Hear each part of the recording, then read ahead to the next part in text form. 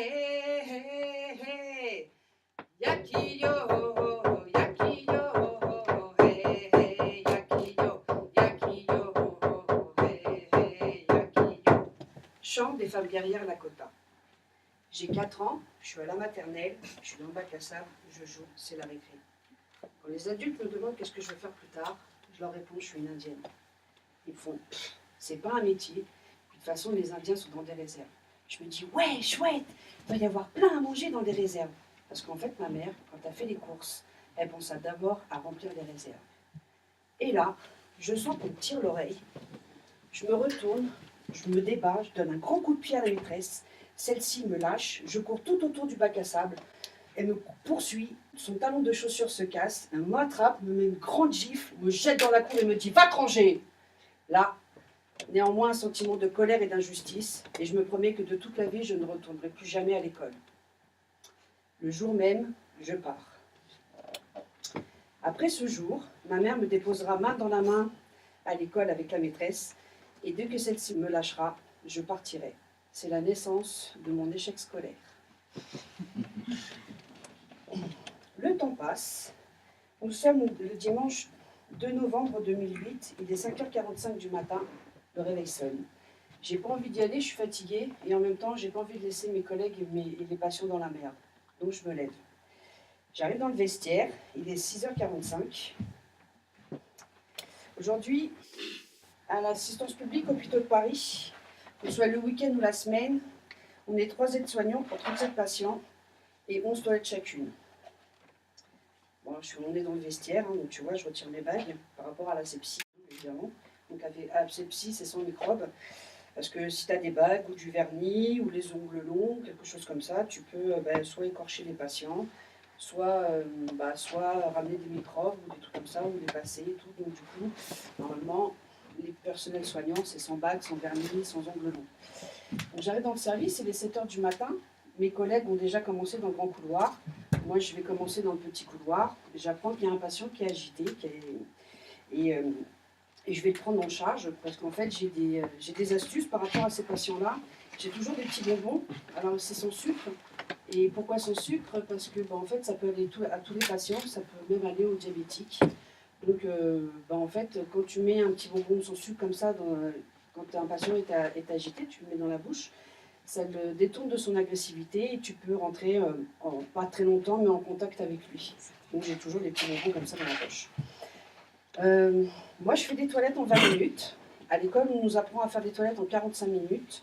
Mais aujourd'hui, l'accréditation, la démarche qualité, le management et l'encadrement nous demandent, ordonnent, ça dépend comment on se place, de faire des toilettes en 6 minutes. Donc je vais t'expliquer comment on fait une toilette. Donc là, moi, je suis patient, hein. Donc tu as le personnel soignant là, hein, donc, ou là, enfin, ça dépend de ta main, de quel côté tu préfères faire les toilettes, et de la place qu'il y a dans la chambre. Donc on va dire que le personnel soignant est ici. Donc en fait, quand tu fais une toilette en 45 minutes, si tu prépares ton matériel, tu préviens ton patient, tu prépares ton matériel. Normalement, tu dois lui faire sentir l'eau au niveau du coude pour savoir si ça va le brûler ou pas le brûler, pour voir si la température lui convient. Et ça fait partie des 45 minutes. En 20 minutes, moi je mets de l'eau tiède, hein, je le préviens, mais je mets juste de l'eau tiède et je prépare mon matériel. Et en 6 minutes, je ne sais pas comment tu fais. Donc du coup, quand tu fais une toilette, tu vas laver le devant, donc au niveau du visage, le torse, les bras, voilà. Tu vas essuyer, hein, évidemment tu vas faire le sexe, tu vas faire jusqu'au genou. En 20 minutes, moi je fais jusqu'au genou, hein. En 45 minutes, tu peux faire jusqu'au pied. En 6 minutes, je ne sais pas. Donc, en fait, après, tu vas retourner ton patient comme ça. Donc là, il est sur le flanc. Le matelas, il est toujours là. Donc là, on va dire que le patient, je le retourne comme ça. Donc quand tu fais une toilette seule, tu vas faire attraper ton patient. Tu vas lui faire attraper la ridelle tout au loin. Donc la ridelle, c'est les barrières. Et tout au loin, pourquoi? Pour qu'il s'accroche bien, pour pas qu'il retombe sur le soulier. Voilà, donc là, on dit que le patient, il est comme ça. Tu l'as dans la tête ou pas en visuel? Donc là, tu vas faire le dos, voilà, enfin la nuque, le dos, les fesses. Quand tu fais en 20 minutes, tu t'arrêtes jusqu'au genou. Et puis quand tu fais en 45 minutes, tu t'arrêtes jusqu'au pied. Et en 6 minutes, je ne sais pas. Donc voilà, donc tu t'essuies. Là, pour changer tes draps, tu vas rouler les draps souillés, tu vas nettoyer le drap, enfin le matelas, pardon, tu vas essuyer, tu vas prendre le drap que tu as préparé au niveau de ton matériel, tu vas l'allonger, tu vas rouler, et après tu vas reprendre ton patient. Donc là, il va rouler sur le souillé et sur le propre. Tu vas nettoyer son flanc, donc pareil, hein, genou 20 minutes, 45 minutes après les pieds, puis 6 minutes, je ne sais pas. Moi, j'ai une autre astuce aussi, pour que tout le linge qui est souillé avec la couche et tout ça, en fait, je mets toujours un petit sac poubelle au niveau du bout du lit, au niveau des pieds. Comme ça, je regroupe tout ça dedans et après, je trierai au niveau du bac à linge sale, quoi. Enfin, voilà, le linge sale, les couches et tout ça. Tu essuies. Alors, pourquoi j'ai un petit sac au niveau du lit pour pas mettre le linge souillé par terre, ou pas le mettre en dessous, en dessous du matelas, puis comme ça, ou le laisser en boule comme ça, et comme ça quand le patient, je le remets sur son dos, en fait il va pas mettre ses pieds sur le souillé, quoi. Donc là hop, il est là, donc je lave le flanc, voilà, j'essuie, le matelas je l'essuie aussi, je déroule et hop, je repose le patient. Voilà comment on fait une toilette. Alors tu fermes la couche, s'il a besoin d'une couche, après tu l'habilles, et après tu pivotes, tu mets du lit au fauteuil. Voilà. Donc moi je fais ma première toilette, hein. Première toilette, salle à manger, deuxième toilette, salle à manger, j'arrive à l'agiter, il est comme ça dans son lit, il baigne dans sa pisse, il baigne dans sa merde, il n'a pas été changé depuis la veille au soir, il y a encore l'infirmier du matin et l'infirmier de nuit qui est en train de parler de son cas, donc pas été changé, il n'a pas eu son traitement, il arrive du tout de qui, comme ça quoi, tu vois. Donc je vais le prévenir, et en fait là je ne vais pas lui donner son petit bonbon, parce que j'ai peur qu'il fasse une fausse route, donc ça veut dire qu'il avale de travers. Et moi, je suis un peu fatiguée, je suis fatiguée, donc du coup, je le sens pas, quoi, en fait. Je prends quand même des draps pour pouvoir absorber son urine et lui mettre un drap sur ses épaules, hein, pour pas qu'il ait froid. Et au diable leur économie. Et je prends la bassine et tout ce dont j'ai besoin. Donc j'ai une autre astuce aussi, c'est en fait, je vais essayer je rentre en contact avec ses yeux et là je vais parler d'une voix douce et tout doucement et vraiment, et là je vais l'apaiser et en fait je vais pouvoir l'allonger et je vais commencer à lui faire sa toilette au niveau du devant. Donc tant que je suis devant, j'ai une autre astuce aussi, c'est pour avoir un contact un peu plus humain avec lui, et généralement avec les patients qui sont très agités, je retire toujours le gant pour pouvoir que ça fasse peau à peau et qu'il ait la chaleur de ma main. Et comme ça apaise et en fait je le mets au niveau de son ventre pour pouvoir le calmer, quoi. Donc évidemment ma main sera souillée par des selles, mais en même temps j'ai d'autres astuces pour pas que ça se passe. Donc là j'en suis là et je rentre en contact avec ses yeux, donc là tout se passe bien, il est complètement apaisé, tout va bien. Donc je vais le tourner pour pouvoir lui faire attraper la ridelle. Et là, il va commencer à s'agiter. Donc moi, je vais commencer à le maintenir. Donc là, je vais lui laver sa nuque, son dos. Là, j'arrive à ses fesses. Il s'agite de plus en plus, quoi. Donc moi, je me dépêche, hein. Donc là, je suis en train de rouler et tout. Là, j'ai pris mon drap. Je suis en train de mettre le drap propre et tout ça. Mais en fait, j'ai besoin de mon bras pour pouvoir bien installer les choses. Et donc, du coup, je vais desserrer mon maintien. Et là, en fait, quand je desserre, lui il se retourne et il m'attrape le pouce et il me retourne. Donc là, j'ai le réflexe de suivre son mouvement, sinon il m'arracherait la main. Moi, la seule chose que j'ai envie de faire, c'est que j'ai envie de lui éclater sa gueule, mais je ne le fais pas. Alors la chose à laquelle je pense, c'est pourquoi je suis venue, quoi, en fait, et comment je vais faire pour rouler mes clopes, et pourquoi je suis toujours volontaire pour faire des trucs comme ça. Et là, j'en veux à l'État, enfin j'en veux à mon patron c'est l'État. Je nous en veux à nous, personnel soignant, d'accepter des conditions de travail comme ça, et je m'en veux à moi d'être venue travailler alors que j'étais fatiguée, quoi. Donc, je vois dans ses yeux, parce qu'il a Alzheimer, je vois dans ses yeux d'un coup qu'il se rappelle qu'il est à l'hôpital et qu'il me dit pardon. Moi, j'ai envie de le frapper quand même encore, hein. J'ai le pouce en 2 secondes et demie qui commence à doubler de volume et j'entends pouf, pouf, pouf, comme ça dans mon pouce, quoi. J'ai super mal, j'ai envie de crier, j'ai la haine, quoi. Et en fait, la fin de la toilette et l'habillement va se faire difficilement, parce que j'ai du mal à appréhender. Et le transfert du lit au fauteuil se fait difficilement aussi. Je refais même pas le lit. Alors tu me dis, on s'en fout, hein, le lit, tu ne ferais pas, c'est pas grave, quoi. Mais pour une aide-soignante aussi, parce que du coup, tu n'es pas obligé de revenir dans la chambre pour pouvoir faire le lit. Parce que, hein, tu comprends, tout est chronométré. Donc je l'emmène en salle à manger. Je vais voir mes collègues pour leur dire ce qui vient de se passer. Et je vais voir le cadre pour faire un triptyque d'accident du travail.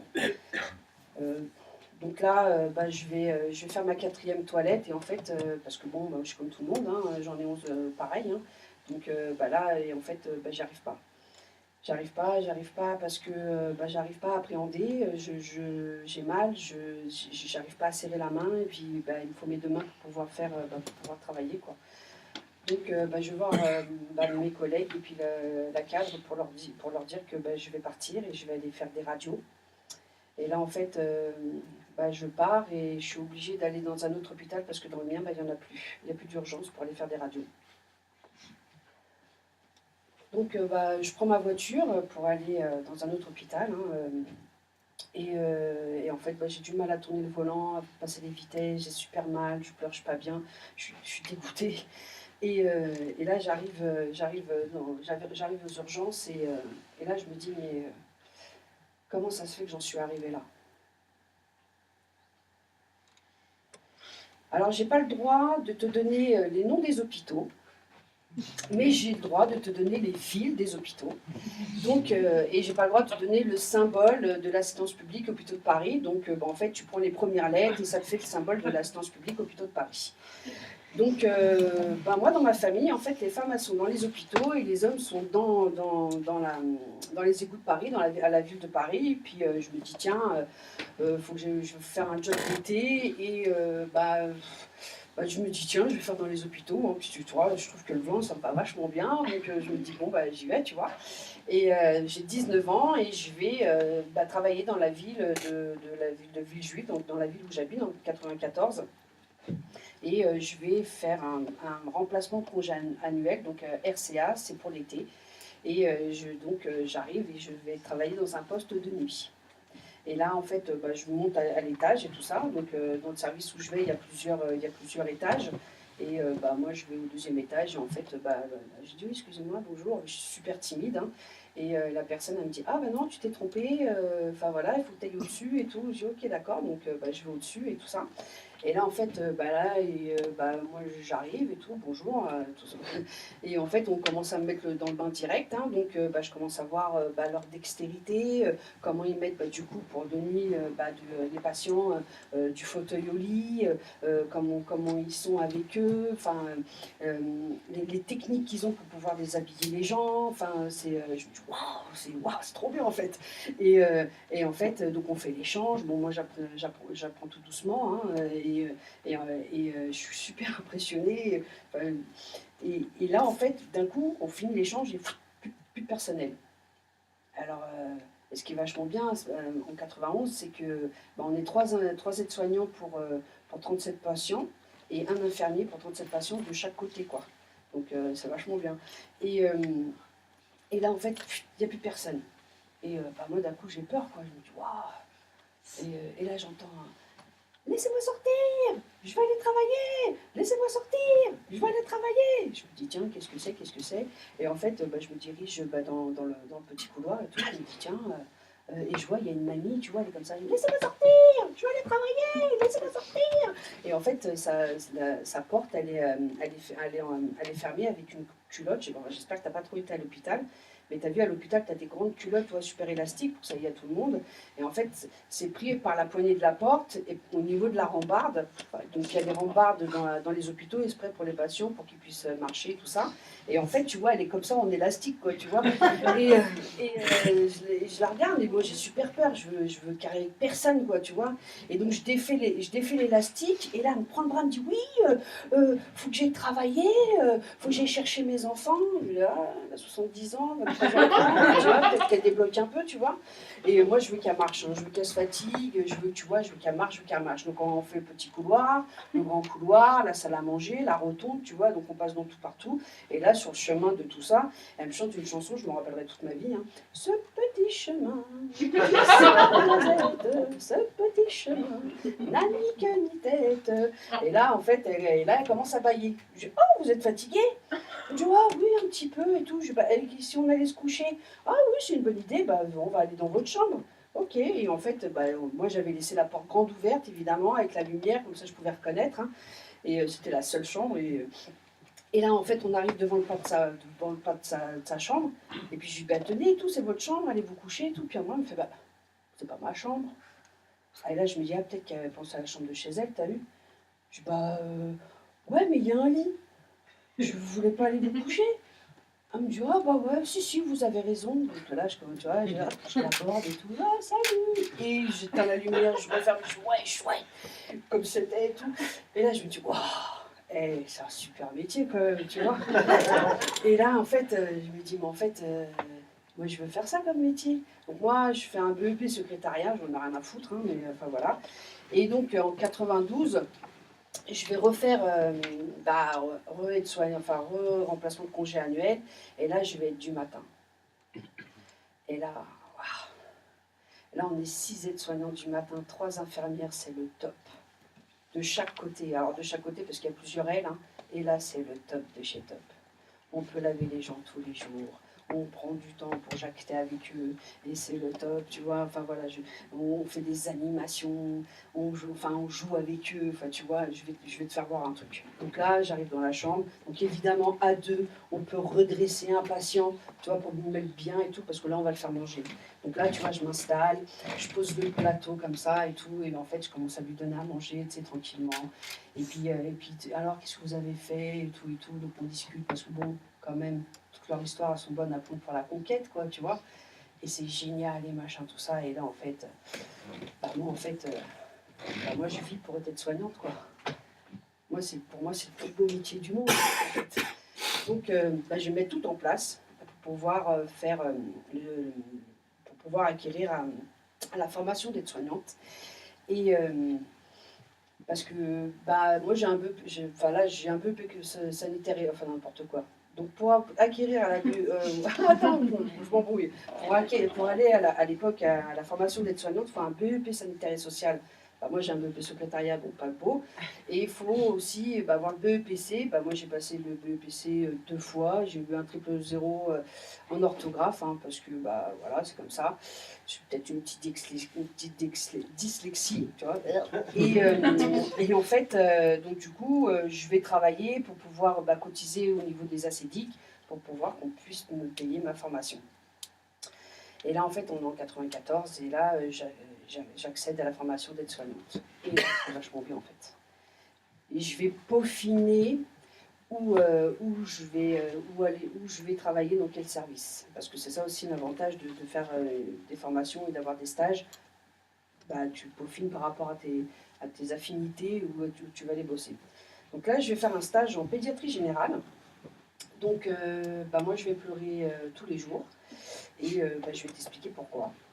Donc là, on arrive dans un box. Et en fait, c'est un petit bébé, donc il doit avoir 3-4 mois à peu près. Bon, il n'est pas bien, hein, tu vois, s'il est là, de toute façon, c'est qu'il n'est pas bien. Donc, tu sais, suspicion de mort subite ou un truc comme ça. Donc, donc il n'est pas bien du tout. Donc, je lui donne son biberon, tu vois, tranquillou. Je lui fais faire son petit roux, je le change, tu vois, je le réinstalle en position diagonale, c'est par rapport au reflux et tout, machin. Donc, tu vois, il est bien. Et en fait, là, je fais les transmissions, combien il a bu, combien il a fait pipi, combien il a fait caca, combien de roux, enfin tout tralala. Et là, en fait, je me retourne et il est mort. Donc, moi, je suis pas faite pour être en pédiatrie générale. Un autre jour, je vais dans une chambre, hein, je me souviens plus pourquoi, je sais plus, je l'ai constante ou je sais pas quoi. Donc, le gamin, il a 4 ans, il a le sida. Et en fait, je sais plus, je rentre dans la chambre, je me rappelle plus, toc toc toc. Donc je dis, bonjour mon pélo. Donc évidemment, tu n'as pas le droit de l'appeler pélo, hein, ça se fait pas. C'est comme ça et tout. Je dis, ça va et tout, machin. Et puis il me regarde, il me fait, pourquoi je vais mourir? Oh, ah ouais, pourquoi tu dis ça? Mais non, tu vas pas mourir. Pourquoi tu me mens? Ah. Écoute, oui, on va tous mourir. De toute façon, ça fait partie de la vie, on meurt, quoi. Voilà, c'est comme ça, voilà. Oui, mais toi, tu vas mourir de vieillesse. Moi, je vais mourir d'une maladie. Attends, je reviens. Donc là, je suis sortie de la chambre. Et ben là, je pleure. Donc en fait, moi, j'ai une grande admiration pour tout le personnel soignant qui travaille en pédiatrie. Parce que moi, je ne pourrais pas. Un autre jour aussi, en stage, hein, donc je vais en psychiatrie. Et là, en fait, on accueille, donc je suis en secteur fermé, et en fait, on accueille un patient qui vient d'arriver, et on est 15 000 dans la chambre. Donc, tu vois, donc, comme ça. Donc là, il y a le psychiatre, les internes, les externes, les infirmiers, les élèves infirmiers, les aides-soignants, les élèves aides-soignants. Donc, tu vois, comme ça, on est tous accrochés à ses lèvres. Qu'est-ce qu'il va dire? Qu'est-ce qu'il va dire? Qu'est-ce qu'il va dire? Et là, en fait, donc je te fais le patient. Il nous regarde, enfin il regarde le psychiatre et il regarde comme ça, il fait « Vous avez les oreilles qui poussent. » Ben voilà, tu vois, donc moi je rigole. Et en fait, il y a le psychiatre qui fait « Hé, Mme Ferry, sortez !» Donc moi je sors de la chambre, quoi, et là j'éclate de rire, quoi, parce que vous avez les oreilles qui poussent. C'est drôle quand même, tu vois. Et donc du coup, moi je rigole, et donc je crois que je suis pas faite pour la psychiatrie non plus. Donc, j'irai pas non plus. J'ai une grande admiration pour le personnel qui travaille en psychiatrie, parce que je ne pourrais pas travailler en psychiatrie. Et donc là, on est en 95 et je suis diplômée de soignante, hein, donc je suis très fière, hein, c'est la première, c'est marqué là. Et en fait, je vais travailler à l'hôpital de la ville du Kremlin-Bicêtre, hein, donc ville juive, tu vois, c'est là, et Kremlin-Bicêtre, c'est là, c'est juste à côté, donc c'est 94 toujours. Et en fait, je vais travailler en gastro, hépato-gastro en tant qu'aide-soignante. Et là, franchement, moi, j'adore les pathogastro, j'adore, hein, franchement. Enfin, tu vois, c'est des adultes, enfin, tout va bien. Et donc, voilà. Hein. Et je vais te faire, donc on reçoit un patient, enfin une patiente, et je vais te faire l'interview que le médecin, donc il y a le médecin, les internes, les externes, infirmiers, élèves infirmiers, aides-soignants, élèves aides-soignants. Tu vois, on est tous comme ça, accrochés à ses lèvres aussi. Qu'est-ce qu'elle va dire, qu'est-ce qu'elle va dire, tu vois. Et là, le médecin lui pose la question, puisqu'on est pathogastro, hein, qui lui pose la question, et vous buvez combien? Donc, elle répond, je bois une bouteille de Ricard, une bouteille de whisky, 3-4 bouteilles de rosé et quelques bières. Tu vois, j'ai bien aimé ça, quelques bières, tu vois. Puis, et elle dit, je dois fumer 2-3 paquets de clopes. Je dis, waouh, putain, c'est un truc de fou, quoi. Bon, moi, à l'époque, je faisais un peu la fête. Donc, je me dis, bon, ça va quand même, tu vois, j'ai un peu de marche, quoi, tu vois. Et en fait, en 95, va y avoir des grandes manifestations. Hein. Donc, moi, je suis en tant que CDD. Donc, c'est un contrat à durée déterminée. Et je vais faire les manifs, hein, donc c'est par rapport à la retraite et par rapport à la sécurité sociale. Et en fait, je vais être en grève, je vais bloquer Paris. Alors évidemment, hein, tous ceux qui sont en manifestation, puisque là à l'époque il n'y a pas de RATP, il n'y a pas de SNCF, donc les gens qui vont manifester, ils rentrent à pied aussi, hein, enfin tu vois, donc tout le monde rentre à pied et tout ça. Et en fait, je vais être convoquée par la direction pour savoir si convoqué. Je vais avoir un rendez-vous pour savoir si mon contrat va être renouvelé ou pas, ou en CDI. Et en fait, la direction me dit, oui, Mme Ferry, déjà vous êtes en CDD, si vous faites grève, et vous allez manifester, qu'est-ce que ça va être quand vous serez en CDI? La même chose. Hein. Donc, du coup, en fait, je vais être congédiée, enfin mon contrat ne va pas être renouvelé, mais en même temps, ça va me permettre de savoir où est-ce que j'ai envie d'aller travailler, donc je vais faire plusieurs structures. Et là, en fait, je suis à l'hôpital pour passer des radios au niveau de ma main. Et là, je me pose la question, mais comment ça se fait qu'on en est arrivé là, quoi? Donc on va faire un peu d'histoire. Et ça va, t'es bien installé? T'es bien mis? T'es bien ou pas? Ouais, on y va, t'es prêt? Allez, c'est parti. Donc là, on va commencer par 1936, donc les manifestations, tu vois, par rapport au au congé payé, patati patata. Hein. Donc moi, si tu veux, j'ai moins 36 ans, donc j'en ai rien à foutre. Hein. Et en fait, j'ai ma grand-mère qui me raconte des histoires qu'elle est sur les épaules de mon arrière-grand-père et elle est en train de faire des manifestations. Alors pour info, tu vois, comme ça, hein, vite fait, le patronat, hein, quand il a su que les ouvriers ou les salariés euh, voulaient des congés payés, disait comme quoi on n'allait jamais revenir travailler. On aurait peut-être dû lui donner raison. Va savoir, tu vois. Donc, on va faire un petit truc. Donc là, c'est la première fois que je le fais. Donc, vous me direz les retours, hein, parce que d'habitude, j'ai pas ce truc-là. Donc, voilà. Et en fait, on va parler de la fiche de paye. Alors, qu'est-ce que c'est qu'une fiche de paye? Parce que bon, quand même. Hein. Donc, c'est notre valeur économique plus notre force de travail. Ça, c'est ça. Notre fiche de paye, c'est ça. Hein. Et c'est le salaire net plus les cotisations. Toutes les cotisations est égal à notre salaire. Tu vois? C'est ça, en fait. Voilà. 39,45, donc là, il y a les congés payés dedans aussi. Hein. 39,45, en fait, moi j'ai moins 27 ans et en fait j'ai ma grand-mère qui me raconte des histoires de l'armée hitlérienne sur les juifs. Elle me raconte un peu tout ça. C'est pas le top. Hein. Enfin voilà quoi. Donc après, en fait, moi je suis une autochtone de Villejuif. Voilà. Moi j'ai ma famille qui vit sur Villejuif depuis je sais pas combien d'années, à peu près 200 ans, donc si tu veux, c'est chez moi quoi. Donc elle me raconte un peu tout ça. Donc en 1946, donc c'est l'instauration de la sécurité sociale. Donc ça c'est vachement bien. Donc j'ai moins 26 ans, mais si tu veux, je m'en fous moi quand même de ça, tu vois.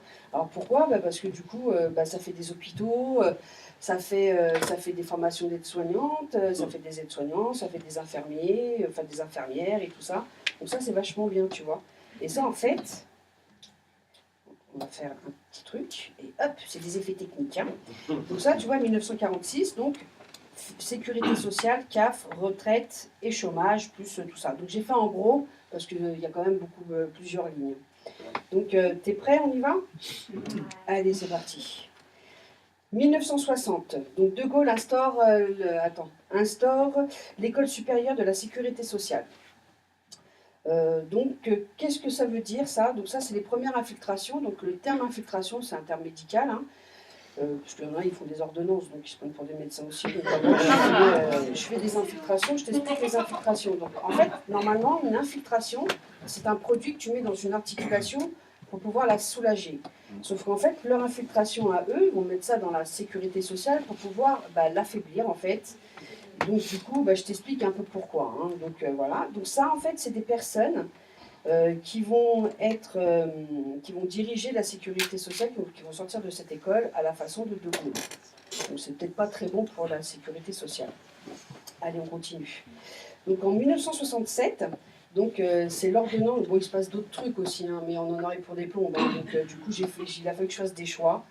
Donc voilà. Donc c'est l'ordonnance de Jeanneney et qui introduit la parité. Alors tu te dis la parité, disons, ils disent quand même vachement bien, quoi.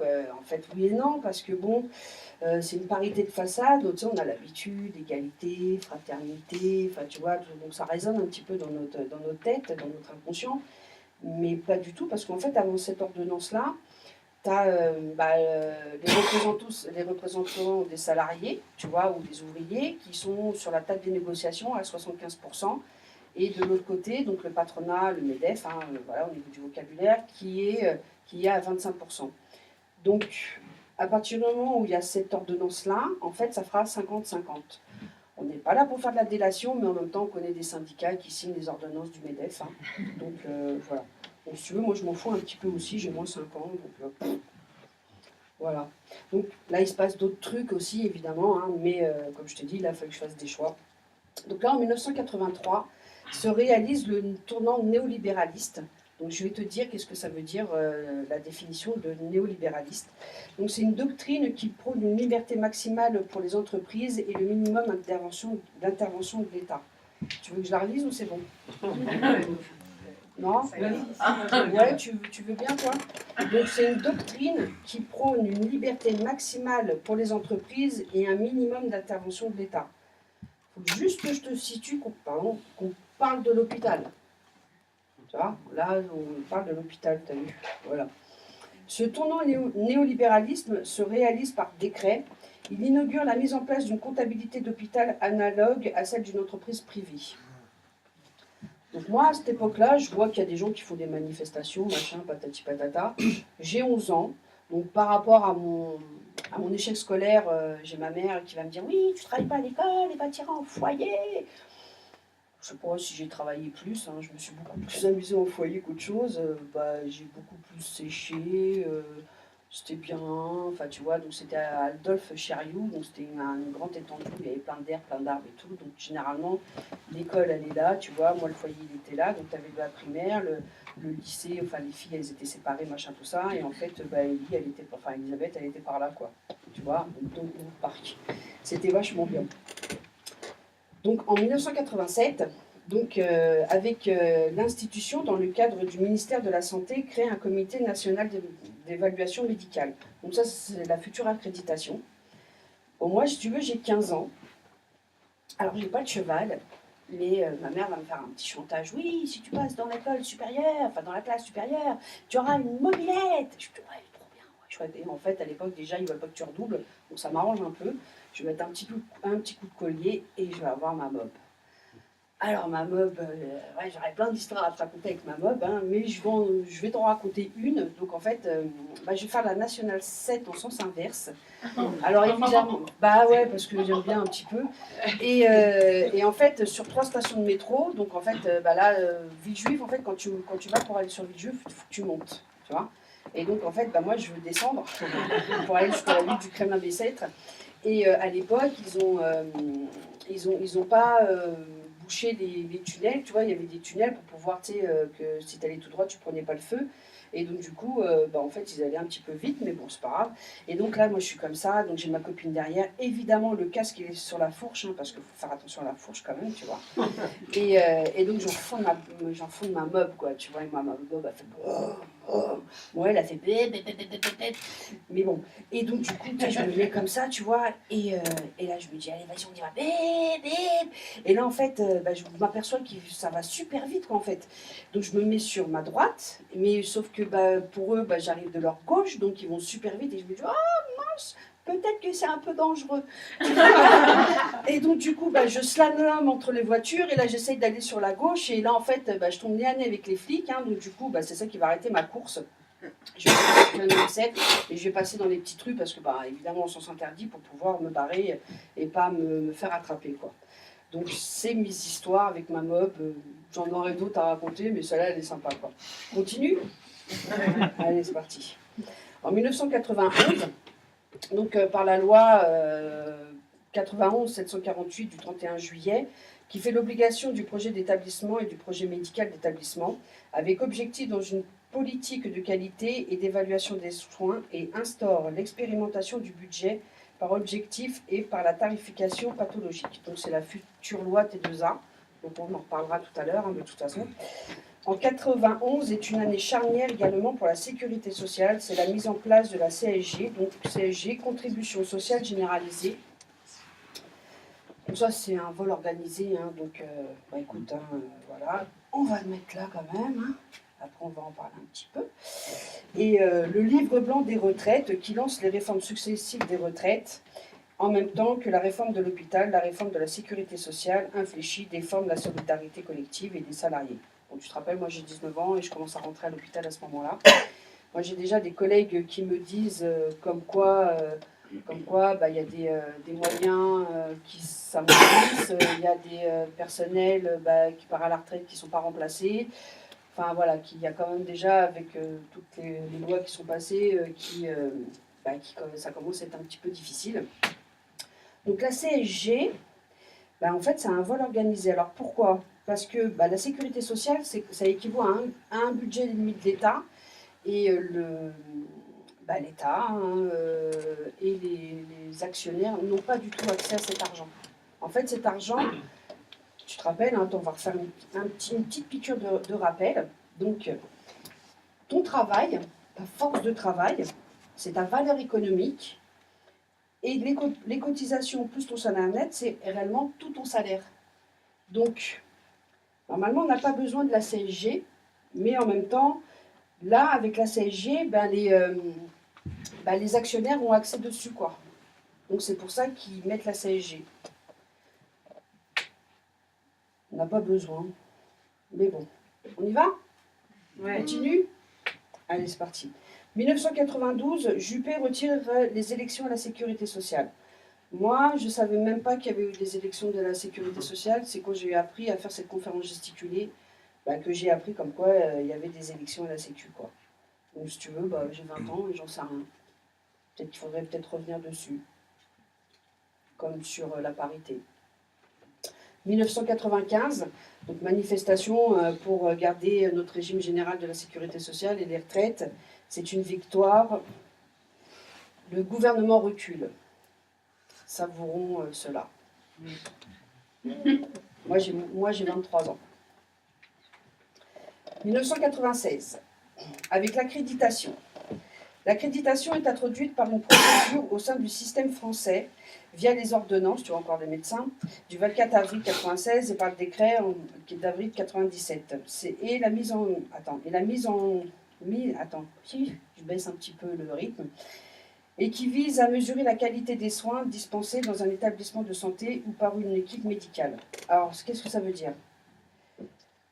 Ça, en fait, c'est des gens qui sont accrédités, enfin c'est l'accréditation, hein, qui viennent dans ton service ou dans ton hôpital et en fait par rapport à leur grille de données, qui vont fermer ton service ou fermer des lits ou fermer ton hôpital. Donc ils prennent un rendez-vous évidemment. Hein. Donc personne n'a envie de fermer son hosto, hein, ça c'est clair et net et personne n'a envie de fermer son service. Et je dis bien son service, et moi je dis mon service, mon hôpital, tu vois, et mes patients. Donc voilà, là, ce jour-là, évidemment, tu vas voir du matériel, du personnel que ça faisait super longtemps que tu n'avais pas vu. Tiens, salut, qu'est-ce que tu fous là? Tu n'avais pas changé de service? L'accréditation. Ah ouais, l'accréditation. Donc tout le monde joue le jeu. Il faudrait que ça soit tous les jours l'accréditation, évidemment, parce qu'on pourrait faire des choses d'aide-soignant. Hein, donc voilà. En 2004, donc là, on fait des grandes manifestations pour garder notre système de sécurité sociale. Donc c'est la loi T2A. Alors qu'est-ce que ça veut dire la loi T2A? Donc on va prendre un service, hein, le service d'ORL par exemple. Tu vas avoir tant d'actes chirurgicaux pour pouvoir faire des opérations des sinus ou des oreilles ou de la gorge, et tout va être quantifié, que ce soit en pneumologie ou dans n'importe quel service, tout est quantifié. Et si tu dépasses au niveau d'un patient tout ce comptage, en fait, on est obligé de faire sortir le patient, même si c'est dangereux pour sa vie, pour pouvoir le faire revenir le lendemain pour repartir sur une tarification. Donc ça, ça ne veut rien dire du tout, c'est quelque chose de pas quelqu'un boudin, quoi. Voilà. Donc moi, si tu veux, j'ai 32 ans et ça fait très bizarre dans mon métier. En 2008, c'est une grande manifestation sur la sécurité sociale et retraite. Et en fait, là, Sarkozy instaure le service minimum à la RATP et à la SNCF. Donc moi, je suis super étonnée quand je fais des manifs, en fait, parce que j'ai pas l'impression que le commun des mortels a l'air de s'apercevoir qu'en fait, c'est un petit peu dangereux. Enfin, tu vois, donc du coup, et puis là, tu pars en manif, tu prends le bus et le métro comme d'hab, quoi. On dirait que c'est personne qui se sent concernée, en fait. Tu vois, tu dis, ouais, alors voilà, il y a un slogan, mais venez avec nous, voilà, venez avec nous, les usagers, on a besoin de vous, machin, tout ça. Non. Et en fait, pendant ma formation, d'aide-soignante, j'apprends que chaque personne, de la naissance à la mort, a 14 besoins fondamentaux. Donc on ne va pas faire les 14 besoins fondamentaux maintenant, parce qu'il y en a pour des plombes, mais on va tirer en sort 3 besoins. Moi, je me garde le 2, et puis je vous laisse le choix sur les 14 besoins fondamentaux. Allez-y, un numéro s'il vous plaît, je bois un coup. 9. Très bon choix. Très très bon choix.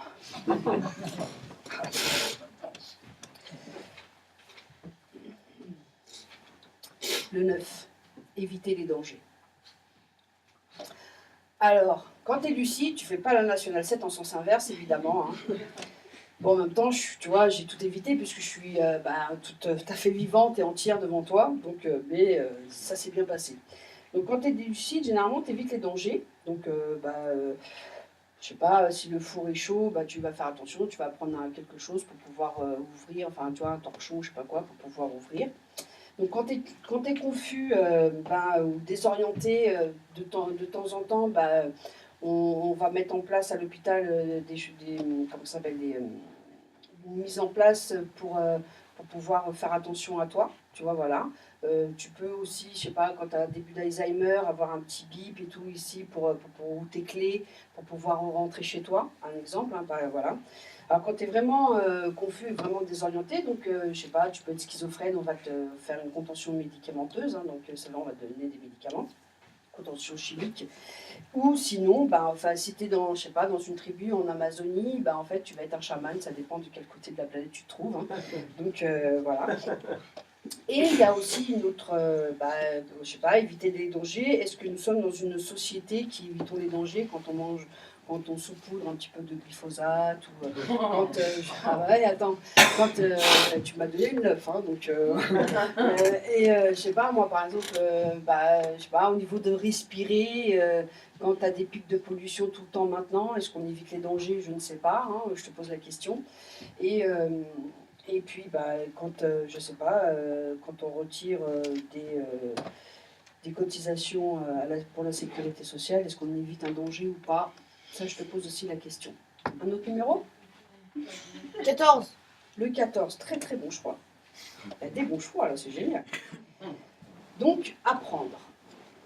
Voilà. Donc, quand tu es à l'hôpital et que tu te rappelles quand on était 6 aides-soignantes et tout ça, en fait, on pouvait jouer avec les patients, on pouvait faire des mots fléchés, on pouvait aussi après faire des jeux de mémoire et tout ça. Donc, on était toujours dans l'apprendre. Quand tu es 3 aides-soignants, en fait, tu les mets devant la télé. T'en as un autre? 6. Le 6, très bon choix. Il n'y a que des bons choix, c'est génial. Donc, il y a le 6, c'est se vêtir et se dévêtir. Alors, quand tu es autonome, tu t'habilles et tu te déshabilles tout seul. Hein.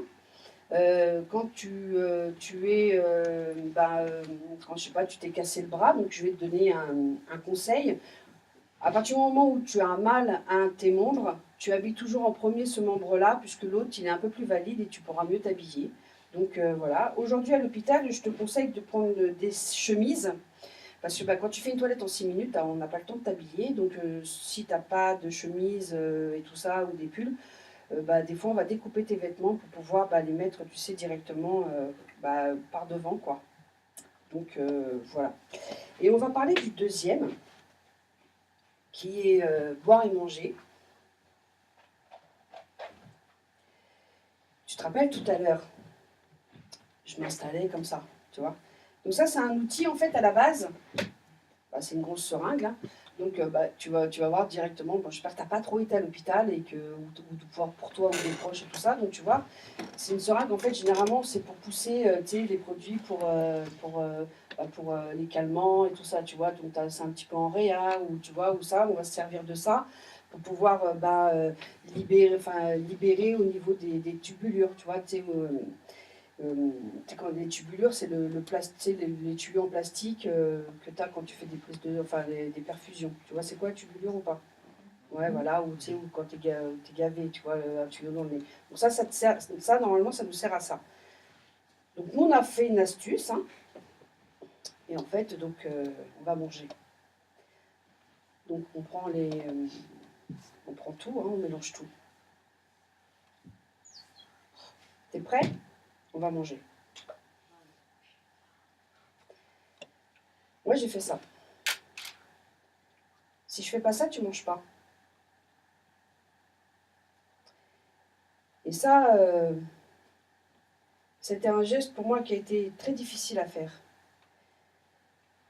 Et des fois, quand j'y pense, ça me fait encore mal à mon cœur, quoi.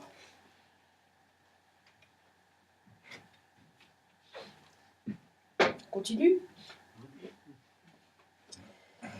2010-2011, donc manifestation pour gagner nos retraites. Hein. Enfin, franchement, on n'innove pas hein, quand même. Hein, voilà. Donc moi, en fait, je vais atterrir au forum. Donc le forum, c'est le service animation. Le service animation. Et là, en fait, ça va être vachement bien, hein. Donc je vais être payée pour écouter de la harpe, pour emmener les patients au cinéma, pour faire des jeux de société. Donc je vais avoir deux travails en même temps. Donc je vais faire animatrice et je vais faire officière. Donc officière, je vais leur donner le goûter et tout. Et ça, franchement, ça va être génial. Sauf qu'avec l'encadrement, ça va pas bien se passer du tout. Ça va être la première fois de ma vie que je vais avoir un problème avec l'encadrement. Et en fait, je vais avoir mais qui me servent à quoi, Madame Ferry? Mais pourquoi vous êtes là, Madame Ferry? Pourquoi? Parce qu'en fait, je ne peux plus mettre les patients, là pour le coup, du fauteuil aux toilettes. Je peux plus aussi emmener les patients qui sont au fauteuil dans les services ou les emmener au forum. Parce que en fait, je vais avoir des restrictions médicales par rapport à ce qui m'est arrivé à mon pouce. Donc là, je ne peux plus porter plus de 10 kilos. Des fois, je vais avoir le pouce qui va lâcher. De faire ça, ça va être difficile. J'ai mal tout le temps. Donc ça va être un petit peu compliqué. Et je vais avoir un petit peu des remontrances, ou je ne sais pas comment on appelle ça. Et je ne vais pas être bien. Je vais avoir une rechute datée, donc d'accident du travail, hein. Et là, j'ai un rendez-vous avec la médecine statutaire, patati patata, donc c'est un gradé, hein, le mec, hein, tu vois, au niveau de la médecine du travail, c'est le summum de la médecine du travail.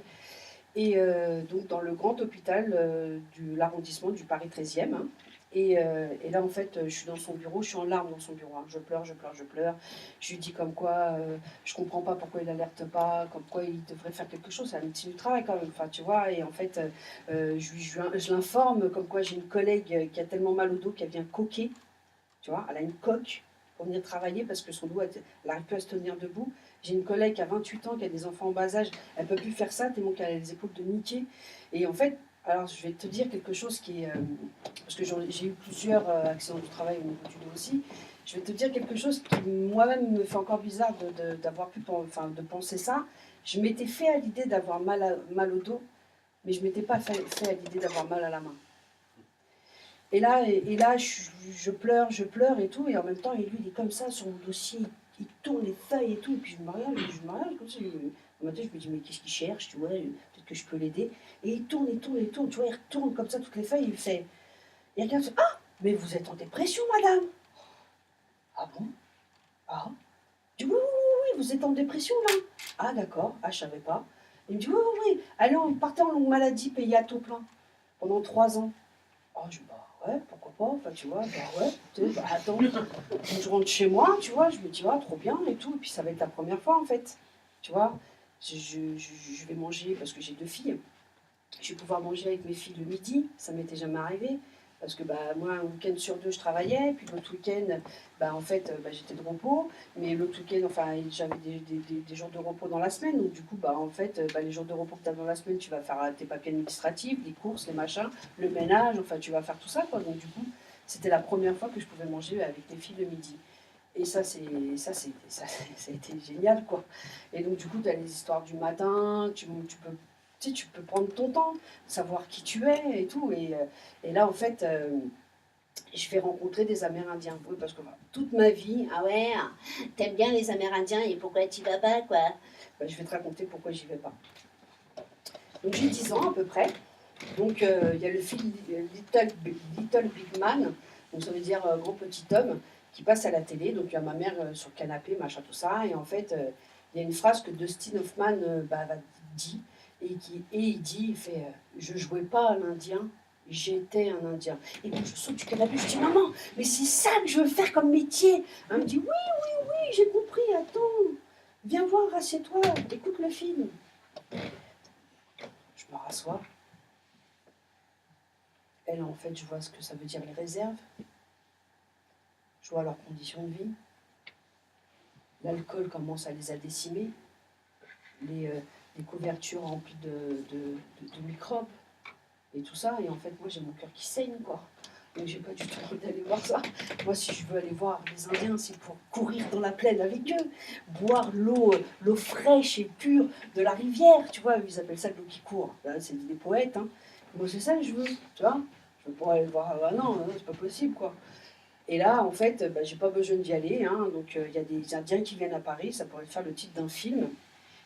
Et là, je vais apprendre à faire, je vais faire des huttes de sudation, des cercles de parole, des cercles de chant, des cérémonies de pleine lune avec des femmes. Et waouh, et c'est génial, quoi. Donc, par rapport à, tu vois, à ça, au niveau de leur philosophie, comment ça se passe.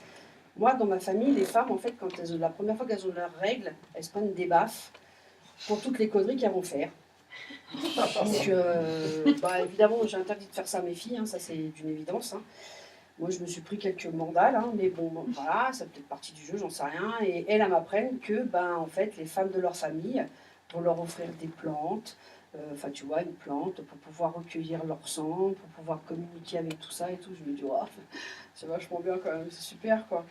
Et en fait, un jour, donc tu vois, le temps passe, hein, ça galope, ça galope, ça galope. Et en fait, j'ai ma môme qui me dit, mais maman, t'es à la retraite ou quoi? Ah non, pourquoi tu dis ça, bébé? Bah non. Non, mais bon, je sais pas, tu vas plus travailler. Et puis, moi, quand on me pose la question, qu'est-ce que tu fais comme travail? Je sais plus quoi dire, quoi. Tu leur dis que je suis aide-soignante, pourquoi? Ouais, mais moi, ça me ferait du bien que tu retournes travailler. Ah, bah ouais, mais ça fait du bien qu'à toi, là, tu vois. Ouais, mais bon, tu sais, moi, j'ai envie que tu retournes travailler et tout ça. Et puis, en fait, le temps passe et on arrive en 2014. Et je vais reprendre le travail. Et je vais reprendre une semaine au forum. Hein, et en fait, tu vois, ils ont fait des pôles, ils ont regroupé les hôpitaux.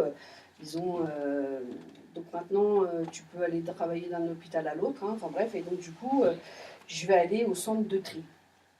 Ah, tu te dis, mais qu'est-ce que c'est que le centre de tri? En fait, le centre de tri, c'est tu reçois tous les examens, tous les fluides corporels qu'un être humain peut faire, je le reçois dans mon service. Tu vois, ECBU, prise de sang, pipi caca, quand tu te fais opérer, quand on te retire quelque chose, tout ça arrive dans mon service. J'avais jamais vu autant de fluides corporels, pourtant j'en ai vu. Hein. C'est-à-dire les mains partout, enfin tu vois, mais là, voilà. Donc en fait, ça arrive par pneumatique, donc ça c'est vachement bien. Mais ça retire un personnel, ce qui est très con, hein, parce que du coup, ça fait un coursier en moins. Et alors qu'il y a du taf, hein, donc ça arrive par pneumatique. Pouf, ça. Donc là, tu prends le sachet. Donc là, il y a la table. Hein, tu te dessaches. Tu mets ça dans les barquettes. Donc barquettes pour les laboratoires. Un exemple, hein, parasitologie, biochimie, pardon, hématologie, non, je l'ai déjà dit, bactériologie, hématologie, hein, tous les OJ, hein, donc c'est des études pour pouvoir savoir ce que tu as et tout ça. Donc, après, je te fais hein, le travail à la chaîne, mais pour la démarche qualité, c'est pas du travail à la chaîne. Je sais pas comment ça s'appelle, mais bon. Voilà, j'ai mis ça dans les barquettes. Donc, mes collègues qui sont assis ici dans le travail à la chaîne, voilà, vont prendre l'examen, ils vont l'enregistrer. Et moi, au bout de pas le travail à la chaîne, je suis là, ils ont mis ça dans des petits plots. Je prends et je dispatche ça dans tous les services, tu vois. Donc, je vais travailler en pièce aveugle. Alors, qu'est-ce que ça veut dire pièce aveugle? Ça veut dire qu'il n'y a pas de fenêtre.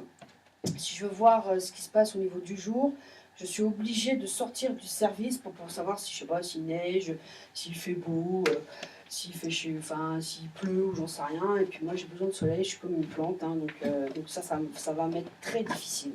Le travail en lui-même, il n'est pas spécialement...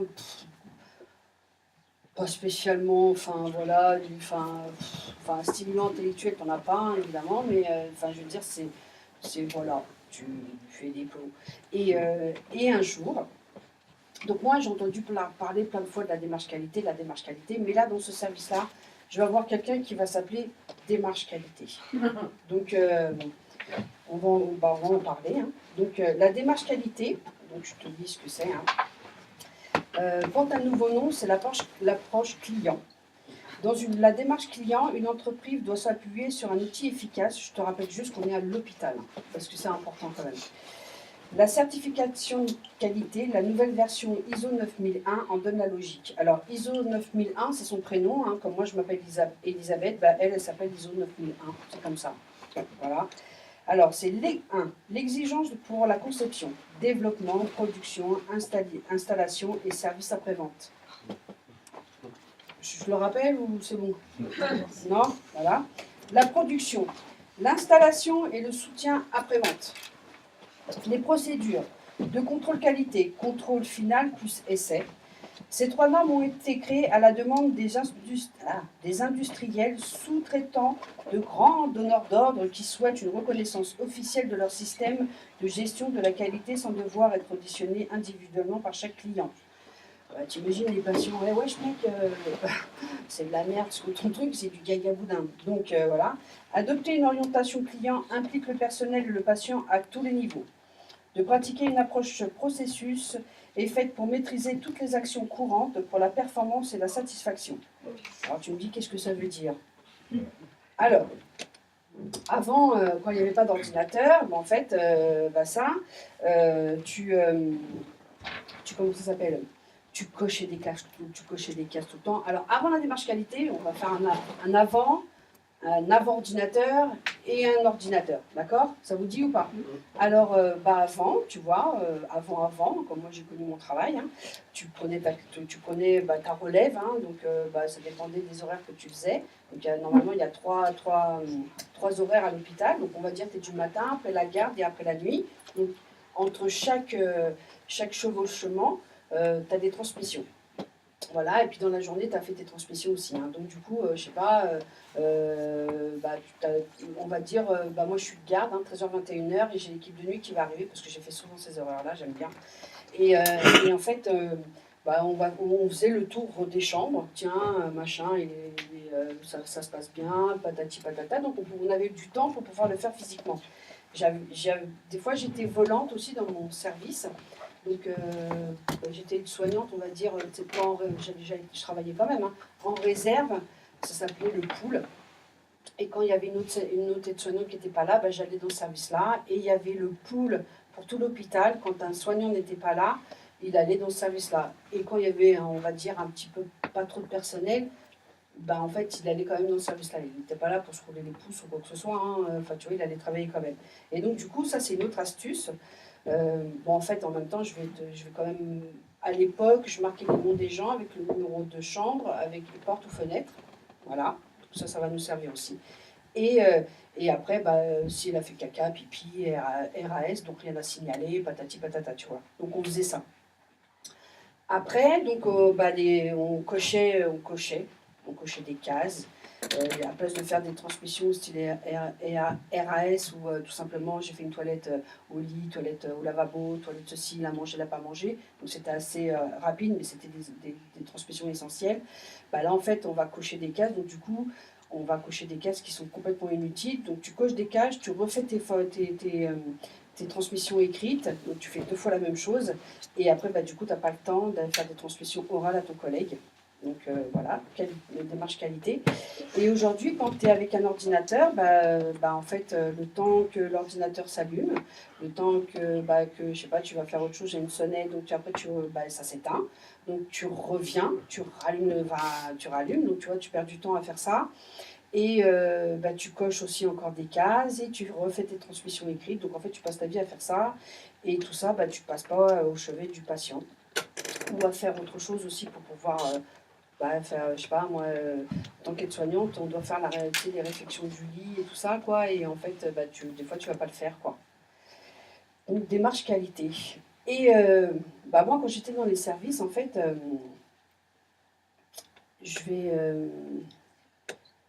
comment ça s'appelle, j'avais entendu mes collègues qui disaient comme quoi elle avait eu comment ça s'appelle, des cadres.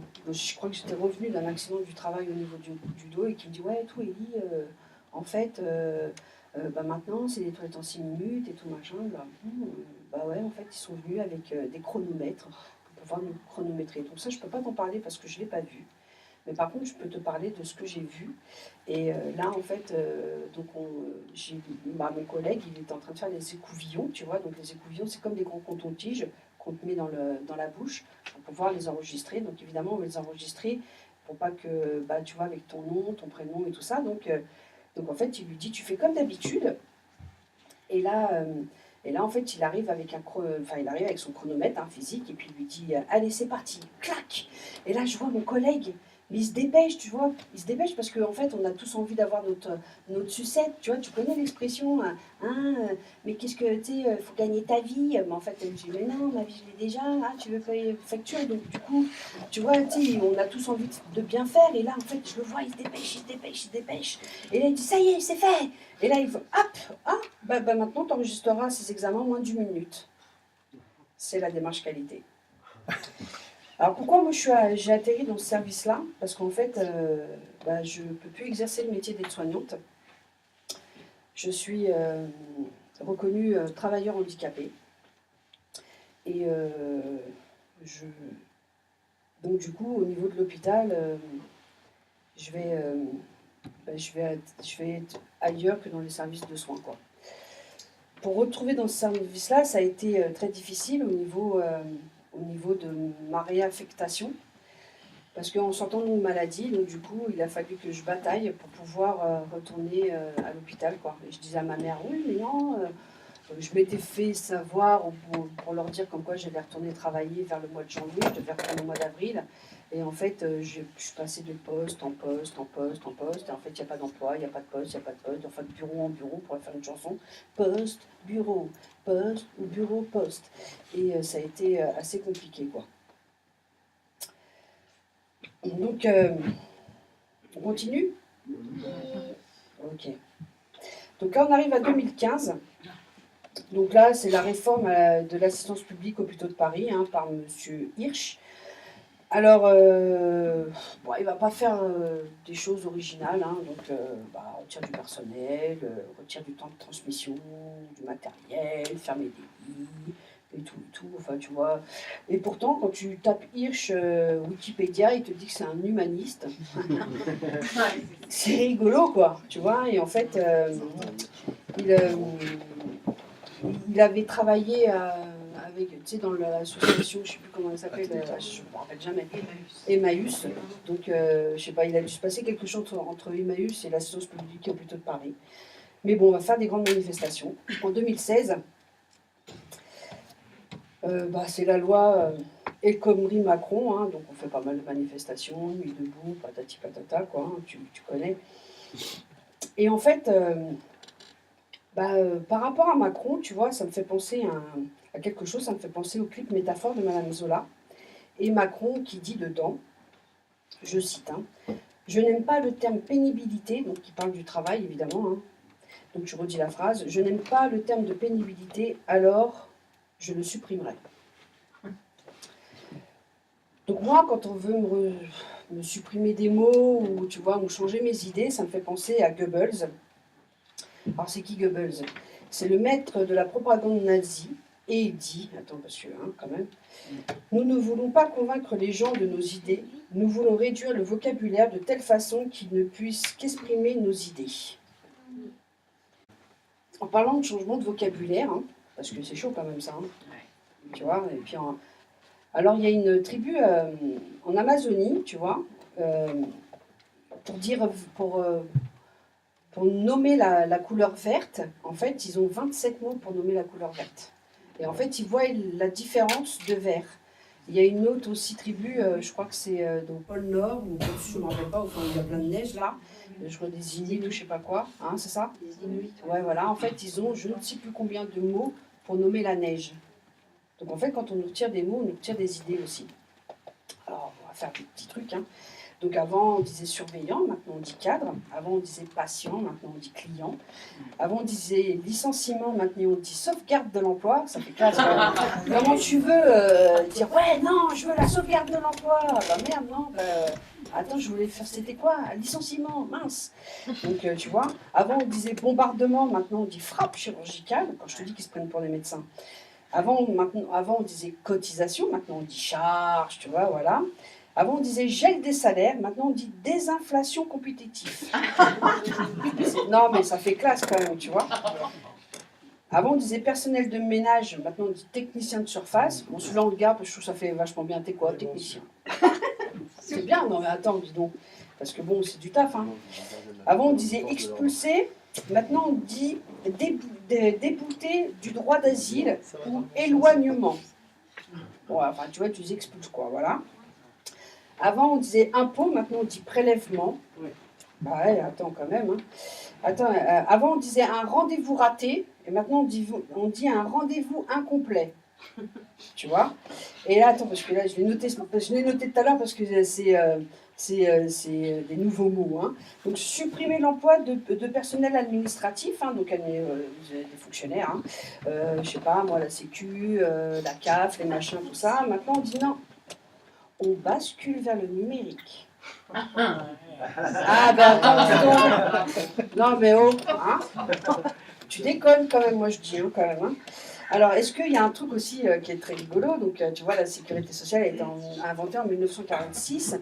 Est-ce que tu connais l'idée du trou de la sécurité sociale quand est-ce qu'elle est arrivée? Non? En 47. Parce que bon, quand même, hein, tu vois, c'est pour ça, tu vois, maintenant tu dis trou, enfin, sécurité sociale, trou, c'est le synonyme qui va avec, quoi. Un autre truc aussi, alors si tu en as d'autres, tu m'en donneras parce que je trouve que c'est rigolo quand même. Alors, avant on disait la récession, maintenant on dit la croissance négative. Négative, pardon. Et maintenant on dit tri sélectif, c'est vrai qu'avant on ne triait pas sélectivement. Non. Et tu vois, pendant que je suis à ces manifestations, en fait, il y a un mec qui me parle d'Ambroise Croizat. Ambroise Croizat ceci, Ambroise Croizat cela, blablabli. Puis tu vois, il a l'air d'y tenir, tu vois, le garçon, quoi. Tu sais, je le regarde, je dis ouais. Puis dans ma tête, je me dis, mais pourquoi il me parle d'une station de bus, en fait? Ah non, mais parce que bon, quand même, Ambroise Croizat, c'est une station de bus, t'as vu? Tu sais, c'est sur la ligne du 131, tu vois, donc il y a Ambroise Croizat, quoi, tu vois. Je le regarde, je dis ouais. T'es bon. Tu sais, il a l'air d'y tenir quand même. Et puis bon, du coup, je m'en rappelle parce que c'est une station, je te dis, je la connais, station de bus, je la connais depuis que je suis minot. Et je dis, ah ok, d'accord, ouais. Et là, je rentre chez moi. Et là, en fait, je vois qui c'est Ambroise Croizat. Et là, je me dis, ah ouais, tu m'étonnes qu'il disait ça avec ardeur. Si tu veux bien, en fait, je vais te lire un article qui m'est venu directement quand j'ai tapé Ambroise Croizat. Hein. Et il y a un super mot aussi maintenant. Donc moi, celui-là, par contre, je vais le garder. Hein. Donc avant, on disait échec scolaire. Maintenant, on dit réussite différée. Tu vois? Non, mais ça, c'est classe quand même. T'imagines si on avait dit à ma mère, à la place d'échec scolaire, oui, votre fille, elle est en échec scolaire. Tu vois? On aurait dit, oui, votre fille, elle est en réussite différée. Elle m'aurait dit, ouais, t'es en différé. Ah ouais, mais en réussite. Hein. Ouais, mais en différé quand même. Ouais, mais en réussite. Hein. C'est peut-être maintenant la réussite, je sais pas quoi, mais bon. Alors, je vais te lire un article. Donc, c'est le 12 août 1946, il y a exactement 71 ans, dans un pays, en moins de 6 mois, dans un pays ruiné, la sécurité sociale était mise en place. Tout change dans le sens de la dignité pour des millions de Français. Merci le Conseil de la Résistance. Bâtie sous la maîtrise d'œuvre d'Ambroise Croizat, elle vise à en finir, comme le souligne le ministre du Travail de 1945 à 1947, avec le rejet, l'exclusion, l'impossibilité d'accéder aux soins et surtout, dit-il dans des termes très novateurs, en finir avec la souffrance et les angoisses du lendemain. Un peu partout, elle s'organise à l'aide des personnels des entreprises, essentiellement des militants de la CGT. 2/3 des Français ne sont alors couverts par aucune assurance sociale. La plupart vivent à l'heure de la charité ou de quelques petites mutuelles dont les caisses sont épuisées à la moindre épidémie de grippe. La sécurité sociale donne à tous la possibilité d'accéder à l'hôpital, au médecin ou à la pharmacie sans débourser un centime dans la plupart des cas. C'est une véritable révolution, raconte un ouvrier. Avant, on ne se soignait pas. On laissait la maladie nous affaiblir ou nous emporter. Je me souviens, surenchérit un paysan, qu'avant la fameuse Sécu, l'intervention chirurgicale était une terreur. On n'y pensait même pas. Pour les familles, il fallait parfois vendre 2 vaches, la moitié de son cheptel pour se faire opérer. Moi, j'ai 3 chats. Je sais pas si ça compte. Une grande conquête toujours proclamée sous les auspices d'Ambroise Croizat le 12 août, la retraite. 82% des Français ne bénéficiaient d'aucune allocation vieillesse. Il fallait alors travailler jusqu'à 70 ans ou plus, se glisse un ancien, pour espérer une petite obole donnée par les municipalités. Alors on se tue au travail. Mon père y est mort d'ailleurs à l'usine. Tout change avec l'institution de cette de celle qui fut appelée celle qui double la vie. On comprend le sens de cette appellation quand on se souvient que la vieillesse fut dès lors envisagée non plus comme une antichambre de la mort, mais au contraire, comme dirait Ambroise Croizat, comme une nouvelle étape de la vie. Parmi les grandes conquêtes proclamées par la loi Croizat, la généralisation des comités d'entreprise qui offrent aux enfants d'ouvriers le droit à la lecture, aux vacances, aux bourses scolaires, qui permettent à beaucoup d'envisager des carrières impensables pour des familles de cité. On voit naître également le CNRS, Centre national de la recherche scientifique, outil de recherche de premier plan, qui, avec la nationalisation des banques, des mines et de l'énergie, ainsi que la mise en place de la fonction publique et de la médecine du travail, font les pierres angulaires de ce renouveau social aujourd'hui menacé. Alors notre Ambroise Croizat nous demande de parler de conquis et pas d'acquis. Moi, combien de fois je dis « ouais, nos acquis sociaux, nos acquis », en fait non, conquis. Alors pourquoi conquis? Parce qu'en fait le patronat ne désarme jamais. Et en faisant en apprenant à faire, quand j'ai fait mon 14e mesure fondamentale, puisqu'on connaît maintenant, c'est apprendre, moi j'ai appris qu'en fait de 1946 à 1960, les ouvriers, les salariés, les travailleurs ont dirigé la sécurité sociale sans avoir l'aide de qui que ce soit, donc de 1946 à 1960, avant l'école supérieure de la sécurité sociale.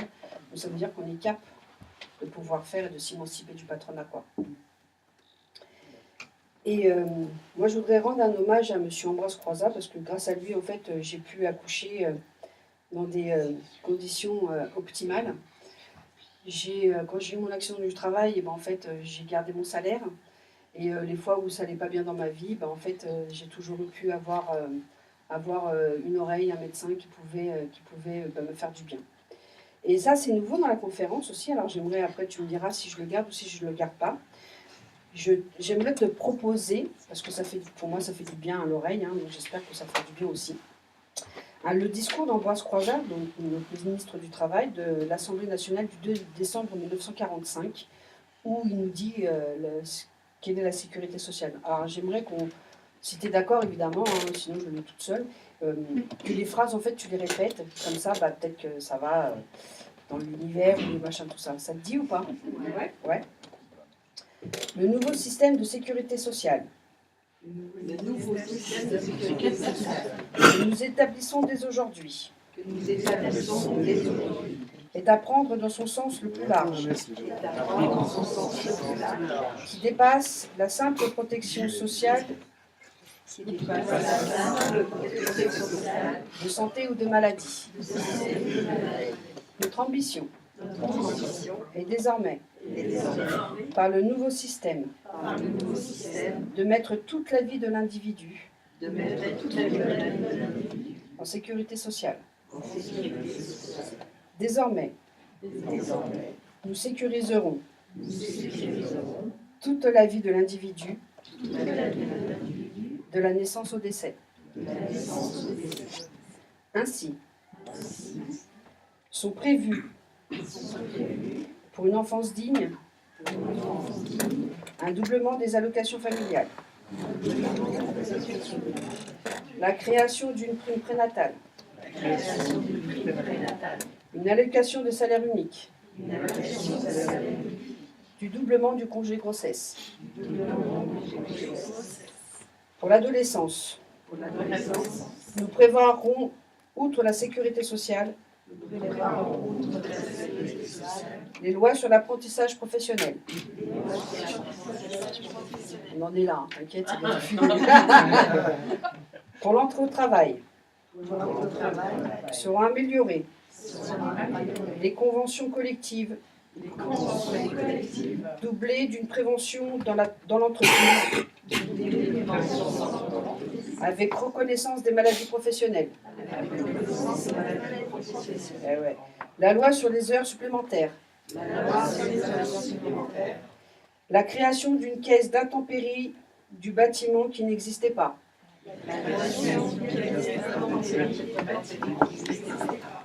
Enfin, comme une enfance digne ne va pas sans une vieillesse heureuse, et pour une retraite qui ne soit pas l'antichambre de la mort, mais une nouvelle étape de la vie, nous attribuerons une allocation importante à tous les vieux travailleurs. Tous les vieux travailleurs. Et je vous remercie de votre confiance. Discours d'Ambroise Croizat. C'est beau quand même. Alors, je garde ou pas? Ouais, et tu penses que faire comme ça fonctionne bien? C'est long, c'est pas long? Tes impressions? C'est bien? Ouais, parce que je ne vous vois pas trop en fait. Et en fait, dans le même temps, tu vois, donc tu as vu, quand tu es sur Internet, ça te propose d'autres trucs. Donc, et là, j'entends parler d'un mec qui s'appelle Bernard Friot. Et là, je me dis, waouh, le mec, il est touché par la grâce, quoi. Et là, en fait, il parle de salaire à vie. Bon, je comprends pas tout, parce que bon, tu as vu, il a un vocabulaire que je comprends pas. Et en fait, j'appelle ma grande môme, tu vois, parce qu'elle grandit évidemment. Et je dis, la môme, viens, je comprends pas. En fait, ma fille, elle est à l'université. Merci Ambroise. Parce que moi, comme dit Sarkozy, moi je suis une racaille, quoi. Moi j'ai toujours vécu en cité. Donc tu vois, la môme elle est à l'université. Et donc elle m'explique, bon je comprends pas tout ce qu'elle me dit, et en fait je vais t'expliquer avec mes mots.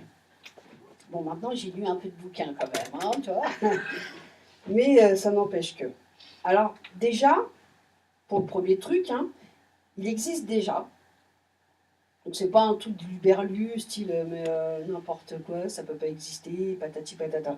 En fait, tous les fonctionnaires, c'est pour ça qu'ils veulent les retirer évidemment, sont payés avec un salaire à vie.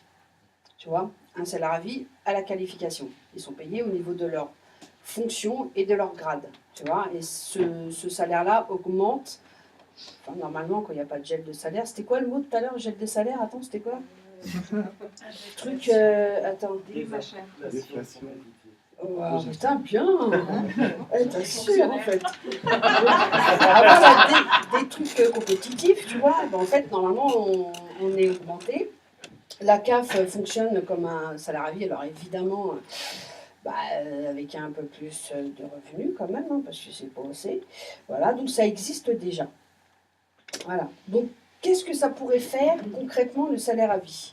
Ça supprime le chômage et le MEDEF. Donc voilà, et là tu me dis, mais pourquoi tu me parles de chômage et de MEDEF, machin, tout ça? Donc en fait déjà, le chômage, enfin le MEDEF, enfin c'est pareil, le chômage n'existe que s'il y a du MEDEF, et le MEDEF n'existe que s'il y a du chômage, parce que pourquoi en fait tu vas accepter des tafs des fois de cacaboudin ou des conditions de travail pareilles, parce que tu as peur d'être au chômage. Donc si tu veux, ça nous fait rentrer dans la peur. Et donc avec le salaire à vie, ça tu vois, puis hop, ça supprime. Donc tu as moins peur, tu vois, tu es mieux, tu te sens bien, quoi. Ça éradique la spéculation. Tu vois, les marchés financiers, 4,40, tu vois, les trucs comme ça, ça éradique ça. Donc ça c'est vachement bien quand même, tu vois. Comment c'est quoi le truc qui se barre là? Comment truc fiscal, je sais pas quoi? L'évasion fiscale, c'est ça? Voilà, ça l'éradique. Alors chaque individu, il maîtrise ce qu'il produit. Donc on devient tous propriétaires de notre outil de travail. Bon là, tu as vu, je fais des conférences, donc je suis propriétaire de ça, je suis propriétaire de ça. Et puis mon classeur, tu as vu l'effet technique quand même, ça fait classe quand même, tu vois. Voilà, et en fait, le statut de producteur devient un statut politique, comme, on devient des majeurs économiques. Là, on est des majeurs politiques en allant voter. Donc après, je ne sais pas si on est vraiment des citoyens ou des électeurs. Ça, je te pose la question, il faudrait qu'on y réfléchisse ensemble. Et après, ça fait aussi qu'en fait, Attends. Et ouais, ça, je l'ai dit. Voilà, j'ai tout dit en fait. Alors, comment ça fonctionne? En fait, ça fonctionnerait dès que tu as 18 ans, tu touches un salaire. Et en fait, tu touches 1 500 € jusqu'à 6 000 €, donc ça fait 1 x 4. Alors, t'en as dit, ouais, mais c'est quoi ton truc bolchevique ou je sais pas quoi? Je sais même pas ce que ça veut dire, mais ouais. Oui, ton truc du RSA, je sais pas quoi, ouais, d'accord. Ou ton truc de Cuba, je sais pas quoi, ouais. Pourquoi tu préfères que ça fasse 1 x 500 ou 6 000 ou je sais pas combien, tu vois? Là, c'est quand même vachement réduit, parce que bon, quand c'est un peu plus, ça enraye la société. Généralement, on ne me répond pas trop. Donc, du coup, en fait, dès que tu as 18 ans, tu touches 1500 euros. Ça veut dire, quelque part, aussi, tu peux aller faire ta vie comme tu veux. Tu n'es plus là pour gagner ta vie, mais tu es là pour créer ta vie. Donc ça, c'est vachement bien, je trouve, déjà. Alors certes, évidemment, il y aura peut-être encore de violence, hein, tu vois, sur certaines choses. On ne dit pas que c'est un peu de béni-oui-oui, de bisounours, je ne sais pas quoi, mais c'est quand même vachement bien. Et donc, ça fonctionne par palier. Je sais pas, on dit, moi, on a tout, voilà, on va faire de ce côté-là. On a tous 18 ans. Je sais pas, vous voulez aller travailler dans quoi? Un travail classique. Ouais. On D'accord. a envie d'aller bosser en 2500. T'as dit quoi? Un travail style classique, je sais pas. Non. Danseuse. Ah, super travail. Un autre travail? Bibliothécaire. Bibliothécaire, ok. Moi, je fais indienne, ok. J'aime bien ce métier. Et donc, on se rejoint. Donc, moi, j'ai 1500. On va dire que danseuse, tu vas monter de salaire. Donc, je sais pas, dans 10 ans, on se rejoint dans 10 ans. Donc, je sais pas, tu as un exemple, hein, c'est vraiment un exemple. Hein. Tu es à 2000 euros, bibliothécaire, tu as monté des échelons, j'en sais rien, ou des échelons. Et donc, du coup, tu es à 2005. On se rejoint dans 10 ans. Toi, tu n'as pas envie, t'as envie de faire indienne, tiens, pourquoi pas. Moi, j'ai envie de faire danseuse, et puis tu as envie de faire bibliothécaire. Ça te dit ou pas? Ouais, t'aimes bien? On change. Ouais, les livres, ça vous plaît? Ah, tu continues à être danseuse. Bon, alors, je suis bibliothécaire, tu veux être indienne ou pas? Ouais. Voilà, donc en fait, tu ne pèses pas de salaire, tu restes à 2005, je ne sais plus combien j'avais dit, 2005. Toi, tu vas monter de salaire aussi en tant que danseuse, et puis moi, je vais monter de salaire aussi. Quand on va quitter notre travail, parce que l'emploi n'existera plus, mais le travail, il y en aura toujours, en fait, tu baisseras pas de salaire. Parce que quand tu es au chômage, tu as vu, par rapport à ton aide, tu baisses de salaire. Un autre truc aussi, on peut dire, déjà, il faut le vouloir, évidemment, hein, comme les congés payés, hein, voilà. Donc, on pourrait faire, je sais pas, moi, tout le PIB pour la cotisation. C'est vachement bien, ça, quand même, hein, tu vois, ça fonctionnerait très bien. Vive le plein salaire. Alors, moi, combien de fois j'ai entendu en manifestation, ouais, vive le plein emploi. Alors, le plein emploi, c'est pas faux, ça serait bien qu'on se retire ça de la tête parce que ça n'existe pas. Et c'est obsolète en fait. Déjà, pourquoi? Alors, on va prendre ce qui est concret aujourd'hui. Hein. La ligne de métro 1, elle fonctionne en étant mécanisée. Un écran tactile, c'est un poste de secrétaire en moins, on va dire, enfin en moins, tu vois, qui est retiré. Tu as vu maintenant dans les magasins, les hôtesses de caisse ou hôtesses, parce que ça fait un peu féminin, mais tu vois, les personnes qui travaillent à la caisse, en fait, sont remplacées par des machines. Donc, de toute façon, c'est obsolète, tu vois. Donc, du coup, faudrait mieux se mettre dans la tête que c'est plus le plein salaire, quoi. Il y a un autre truc, hein, donc n'attendons pas 60 ans, puisque la retraite, hein, salaire à vie dès 18 ans. T'imagines, quand t'es minot, t'as 18, parce que j'en ai 46, c'est pour ça que je dis minot, hein, t'as 18 ans, tu sais que t'as un salaire, je veux dire, t'es plus obligé de te vendre pour l'école, quoi. Tu fais quelque chose qui te plaît, t'es là dans une société avec ton cœur, en fait. T'es pas là pour faire plaisir à un patron. On fonctionnerait tous en scope, en fait. Ça serait vachement bien. Je sais pas ce que t'en penses. Donc, j'ai tout dit, je crois. Et en fait, moi, je l'ai promis à mes filles. Hein. Et quand c'est promis, et j'ai besoin de toi. Voilà.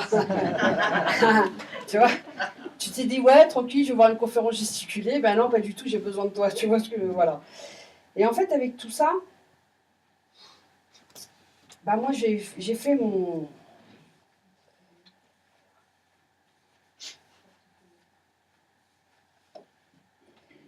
Mon 11e besoin fondamental, qui est agir selon ses croyances et ses valeurs. Tu vois, c'est le 11e besoin fondamental. Et en fait, j'ai démissionné. J'ai démissionné, pourquoi? Parce qu'un jour, je suis arrivée à l'hôpital et je me suis dit, tiens, c'est là que je vais me pendre. Mais en fait, je me suis dit, bah non, mais je vais faire autre chose, quoi, en fait. Parce qu'en fait, ma vie vaut mieux que leur profit. Et je ne me reconnais plus à l'hôpital, en fait. Mes valeurs n'ont plus rien à voir avec ça, en fait. Je suis complètement, mais complètement maintenant devenue à l'opposé. Parce qu'en fait, le métier d'être soignant, c'est de prendre soin des gens. C'est de leur donner de l'amour. C'est de leur donner de l'autonomie pour qu'ils puissent rentrer chez eux. C'est de leur donner tout ça. Et aujourd'hui, bah, c'est plus possible. Et si je restais là-bas, je mourrais. Donc je suis partie. Et pour finir cette conférence, je voudrais qu'on chante le chant des femmes guerrières Lakota. Alors c'est pas guerrier dans le sens, ouais, on va faire la guerre. Hein. Guerrier dans le sens, réveiller ses convictions en fait. Tu vois, de réveiller la guerrière qui est en nous. Et ça en fait, c'est le bouclier, ça c'est la flèche, et ça c'est ce que tu envoies. Parce que le premier pouvoir d'un être humain, c'est sa parole. Et ce chant, c'est pas un ancien chant, un super ancien chant en fait. C'est un chant qui parle d'un mouvement qui s'appelle I Don't Know More. Donc moi je connais pas l'anglais, hein. Je connais Baby I Love You Baby, t'as vu. Et en fait, donc du coup, I Don't Know More, en plus avec la dyslexie, je te raconte même pas, enfin tu vois, c'est un son, je ne connais même pas le truc. Ça veut dire plus jamais inactif. Parce que regarde ce que fait Macron, Goebbels, Pinico, et Kakaki avec sa parole. Regarde ce que fait Ambroise Croizat, Bernard Friot et Madame Zola avec la sienne. Donc ça dit qu'on chante le chant des femmes guerrières Lakota. Alors je vais le répéter, comme ça, ça va aller. Donc ça fait hey, hey, hey, yakiyo, yakiyo, hey, hey, yakiyo, yakiyo, hey, hey, yakiyo. Sois rassuré, ça va bien se passer. Donc en fait, tu vas lancer la première parole et moi je vais te répondre. D'accord? Hey, hey, hey. Yakiyo, yakiyo, hey, hey, yakiyo, yakiyo, hey, hey, yakiyo.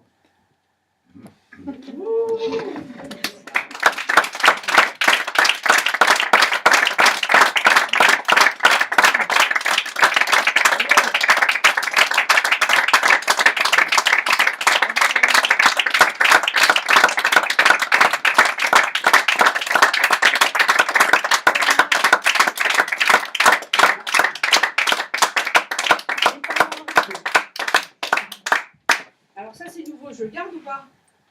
Ah merde, j'ai oublié un truc. Donc du coup, pour que le salaire à vie fonctionne, hop, parce que c'est nouveau, ça date d'aujourd'hui. Hein.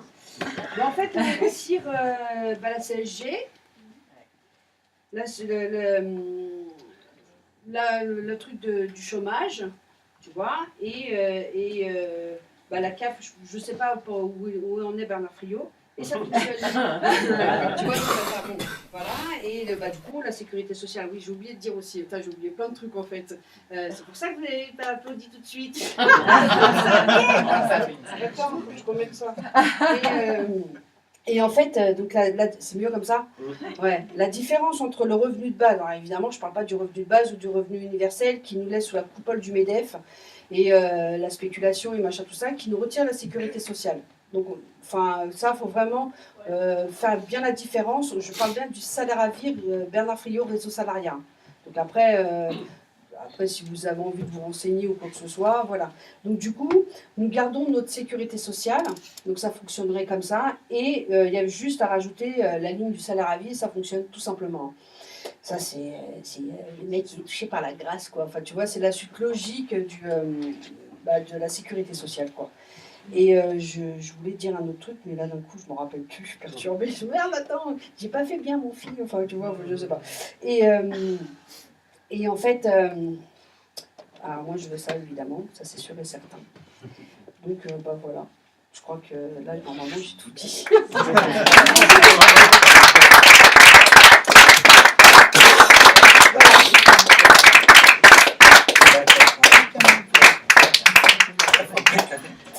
Donc du coup, c'est l'état.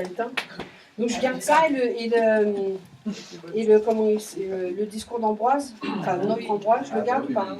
Ça fait long ou ça fait pas long? Ah bah, il faut le savoir quand même. Faut pas que je le répète sur les petites, des phrases plus longues en fait. Ouais, je pense. Oui, oui. Ça serait mieux, ouais. Ouais. Voilà, voilà. Par contre, ça va la séquence, c'est pas fonctionnaire, mais très bien fait. Si. Non, j'ai pas dit ça. J'ai dit non, j'ai supprimé des emplois de personnes administratives. Ah, on entend fonctionnaire. Il y a un moment Ah ouais, je me suis trompée. Je me suis dit, je l'ai dit, en plus je le sais. Alors, les personnes de la sécurité sociale et de la CAF ne sont pas fonctionnaires, je m'excuse. Ça n'empêche qu'ils basculent vers le numérique. Voilà, mais par contre, c'est bien ça. Voilà, voilà. Alors, je m'excuse platement, madame. Alors, on retirera ça au montage si on peut. Ou alors on met des places d'excuses parce qu'en fait, cette caméra tourne encore. Ça fait échantillon, on n'a pas le temps de s'en mettre. Il faut le faire 10 minutes. On a envie de galer avec toi. Alors, ça, tu ça déguerguer un tout petit peu. Bon, après, si tu sens, C'est pas toujours ce là si tu sens que ça redescend, Magnifique. tu sens que ça redescend, tu dis bon, bah, Ça, c'est la première parole, toujours. non mais maintenant, l'énergie est retombée, je veux dire. T'inquiète, tu vas Non, mais là, on a l'air de fumer une, mais on peut fumer en chantant. Chante avant, chante.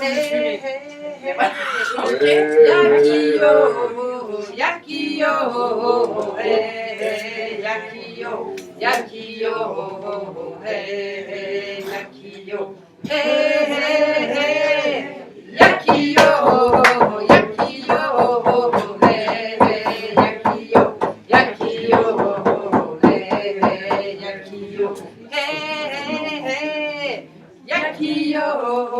Yakio,